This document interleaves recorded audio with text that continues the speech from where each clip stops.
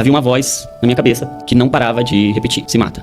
Se mata porque não tem mais jeito pra você. Sua vida acabou. Era um ambiente emocional dentro de mim de um profundo desespero mesmo. Sim. No mesmo dia, em menos de 24 horas de intervalo, eu tentei o suicídio e a menina que eu namorava também tentou. Eu não tive êxito na minha tentativa e ela teve.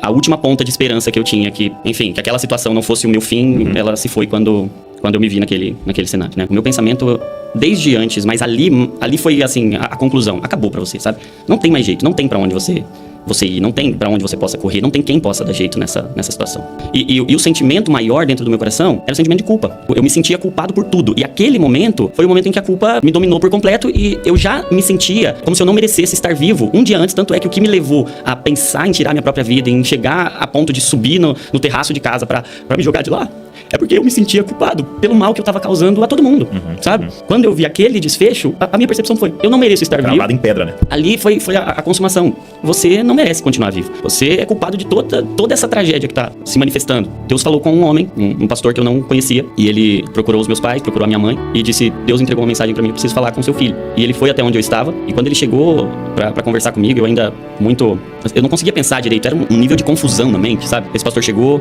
e ele falou: olha, eu estava orando, e o Senhor falou comigo que eu precisava falar com você, que eu precisava contar 2 histórias pra você. A primeira história é a história de Davi. A Bíblia vai falar que Davi era um homem segundo o coração de Deus. E a forma como Deus vê Davi é diferente da forma como qualquer um de nós veria. Porque Davi é um homem definido pela culpa que ele carrega. Mas quando o Senhor olha pra ele, o Senhor não vê a culpa que ele carrega. Porque o arrependimento dele foi maior do que a culpa. Então o que define alguém pra Deus não é o tamanho da sua culpa, mas o tamanho do seu arrependimento. Ele conseguiu tocar em uma parte do meu coração porque realmente a culpa era o meu ambiente. Ele começou a contar uma segunda história depois. A segunda história que Deus me pediu pra te contar foi a história de Pedro. A Bíblia conta que Pedro andou com Jesus ao longo de 3 anos. Ao longo desses 3 anos, caminhando, aprendendo, sendo discipulado. Mas Jesus diz pra Pedro: Pedro, essa noite você vai me negar 3 vezes. E aí Pedro diz: não, de forma nenhuma, assim. E aí a história acontece, e o fato é que quando Jesus ressuscita e Jesus vai se encontrar com Pedro, Jesus poderia muito bem ter chegado pra Pedro e dito: Pedro, eu não falei pra você, pra vida, você pisou na bola, você podia ter me ouvido, não precisava ter me ligado. Mas o fato é que quando Jesus vai encontrar Pedro, Jesus não se concentra no que ele havia feito de errado. A pergunta de Jesus é: Pedro, você me ama? E aí ele disse: Jonatas, eu vim aqui